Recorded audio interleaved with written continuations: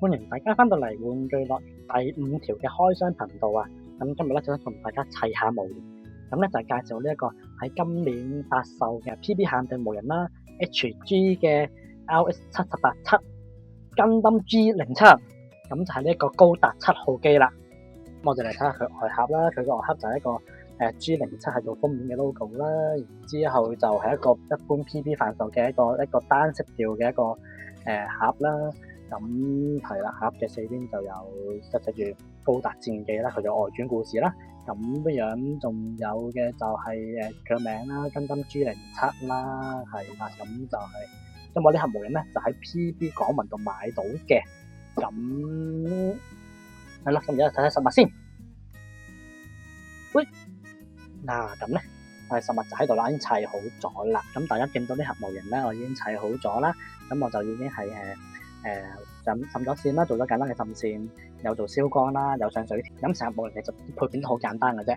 咁除咗而家大家眼見到嘅咧，咁仲有一張保色用嘅貼紙啦。咁之後仲有兩個手人啦，同埋一個激光劍嘅 effect 嘅。咁都係一般Gundam會用到嘅嗰個型號啦。咁呢個外觀咧，咁其實佢個外樣咧都係好類近 RX-78啦。咁有個盾啦，手上面有把槍啦，咁把槍就唔係平時 RX-78用嘅，咁呢把就係7號機專用嘅一把激光槍啦。好，然之後咧，佢嘅主體都係藍紅白黃咁樣啦，都係一個RX-78會用到嘅，即係但係望落去感覺咧就好唔係2號機嘅樣嘅，係好似一個真係完全第二個機型咁樣嘅。咁因為呢個係今年出嘅模型啦，咁其實可動上咧都係冇得輸嘅啦，即係基本係正常水平以上嘅啦。咁望望個頭啦，頭波裝兩邊轉啦，然之後手咧舉起平舉都 OK 嘅。咁接曲啦90度，咁再 butterfly 裝向前屈曲咁樣啦。咁其實好多揸槍嘅 pose 咧都做到嘅啦。好，腰咧腰就有向前啦，多少少啦，向後就咁樣啦。然之後左右旋轉啦，好啦，之後就雙腳啦，雙腳擘大咧都有咁多嘅，咁腳板接地都 OK 啦。喂，佢如果腳嚟講咧，其實好似唔算，應該係咪做咬開啲嘅咧？不過算啦，唔敢夾硬大扯啦。好，咁咧腳嘅接觸咧都有咁樣嘅。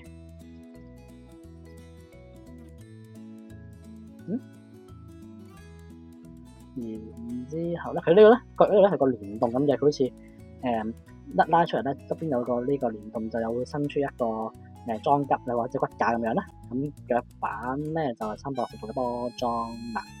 好啦，可動就係咁多。好，跟住嚟講下呢一張保色用嘅貼紙啦。咁其實見到佢保色貼紙唔係好多嘅啫，基本上咧就係眼啦。咁眼我油咗啦，然之後兩個紅色嘅點紅色嘅咧就係佢頭兩邊嘅紅色嘅一個 sensor 啦，頭頂嘅 sensor 啦，即係頭後面嘅 sensor 啦。好啦，咁黃點呢幾點咧，就其實佢就係喺腳呢個位啦。呢兩個咧我冇保色嘅，咁我覺得都冇乜特別留意到，我都冇特別需要加落去啦。好啦，咁樣前面啦，咁仲有白色嘅條咧，咁就其實就係又係喺個唔起眼嘅位嘅，就係呢一個兩個圓形呢種叫咩咧？喺個背包上面呢兩個圓形啦，上面呢條白色嘅邊啦，我覺得唔係好留意到，我冇特別去貼上去啦。咁都唔好似望咁樣望後面嘅啦，唔好覺眼。好，咁啊保色貼紙係咁多啦。啱啱仲講漏咗前面嘅黃色咧，就係個 V 字啦。咁我用金色嘅 marker 油咗啦，前面個 V。咁其實而家好多 EG 都做手粉色嘅啦。咁其實好多人知唔知 Bandai HG 咧都係做唔到佢呢個 V 字嘅分色嘅。咁由金色就勉強 OK 啦。咁我仲補咗少少色嘅，咁分別就係呢啲噴頭啦，本身係灰色嘅甲啦，咁我就攞少少銀色落去啦。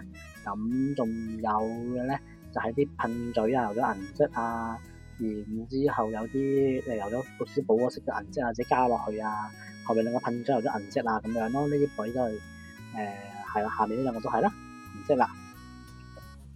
好，咁佢嘅武器就兩把激光劍啦，除咗兩把把槍之外，兩把激光劍啦，咁諗住好啦，咁就擺翻低先。好啦，咁就咁多武器嘅啫，咁基本上呢隻模型都講完㗎啦。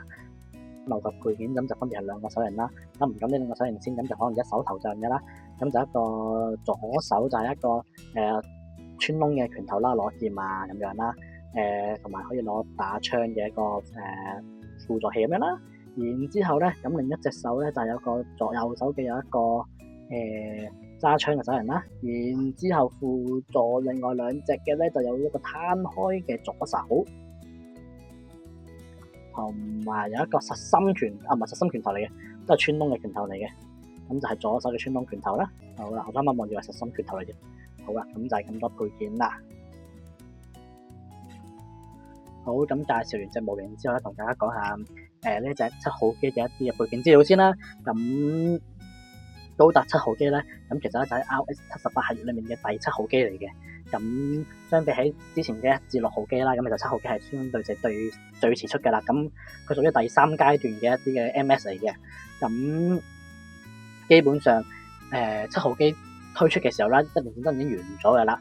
佢喺1年戰爭嘅末段或者完咗嘅期間咧，先至完起嗰個草稿嘅啫，先開始設計好嘅啫。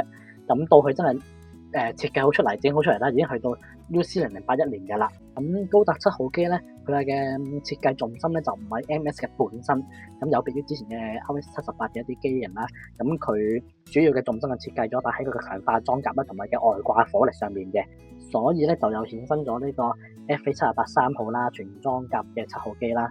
咁同埋呢個重裝全裝甲嘅高達7號機嘅。高達7號機正式投入實戰咧，已經要去到 UC0081年啦。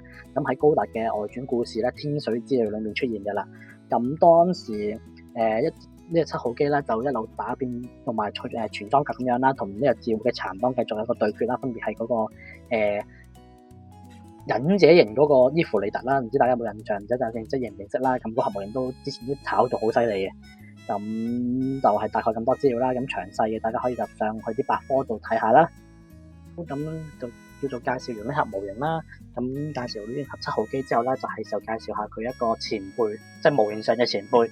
咁咧實際上嘅後繼機就係呢一隻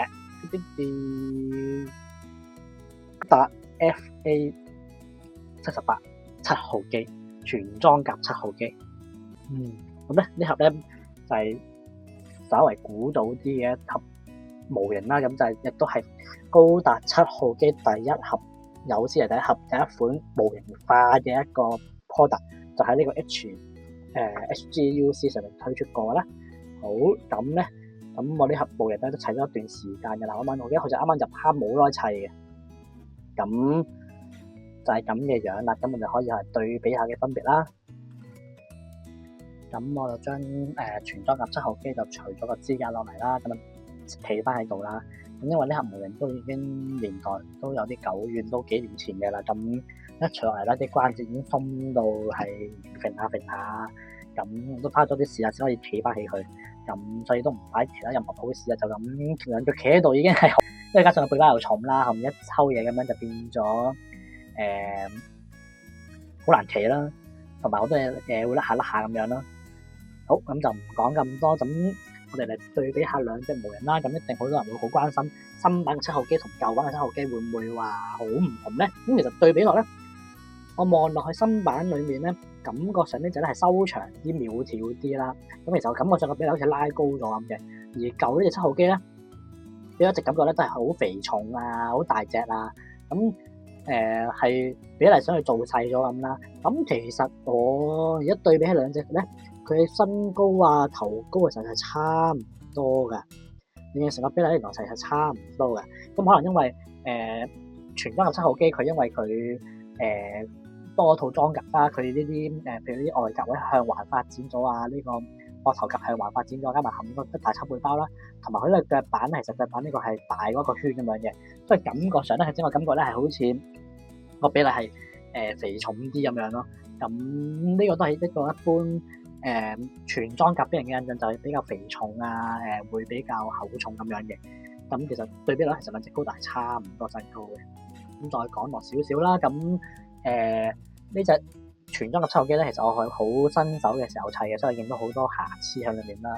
我嗰時就係覺得好多金色裏面啊，所有黃色我噴晒金色啦，然之後關節啊、武器啊全部噴晒槍鐵色啦或者銀色咁樣啦。對比落啦，因為設定上咧，全裝甲七號機咧係呢一隻七號機咧着咗套裝甲嘅一個版本嚟嘅，所以其實你見到其實好多層面上咧，佢係好相似嘅，無論係腳啦，佢腳呢個小腿呢個位啦，然之後褲浪啊呢啲 design 啊，膊頭啊個頭啊頭咧基本上係好相似，當然新版嘅佢個角會更尖銳啲啊，成個比例好睇啲咁樣啦，咁把槍係一樣啦，係一個型號啦，咁其實手啊特別手臂都係呢啲位啦，佢會見到其實係個設計啊或者係你冇 size 大細位先啦，咁其實佢成個設計都係一樣嘅。好，咁呢一段咧係一個補拍內容嚟嘅，咁唔知點解啱啱拍下咧，嗰支咪冇個聲冇個電，咁一段就冇錄到聲啦，咁就喺度補拍翻啦。咁咧頭先講到咧，呢隻七號機咧，其實就係會演化成呢一隻全裝甲七號機噶嘛。咁其實咧我哋睇到出 Bandai 咧喺出呢個新版嘅時候咧，其實咧佢應該係有留到個設計咧係貨到時可以裝翻一套裝甲上去嘅。咁無論係佢喺膊頭上有啲留空位啦，應該放落去扣住一啲嘅呢一個啲蓋甲咁樣啦，手嘅呢個裙甲啊或者小腿啊，甚至背包直接換落得啦。咁其實咧，我哋都覺得相信咧 Bandai 係會遲早出全裝甲七號機嘅新版嘅。咁我非常之期待啦，希望快啲出到啦。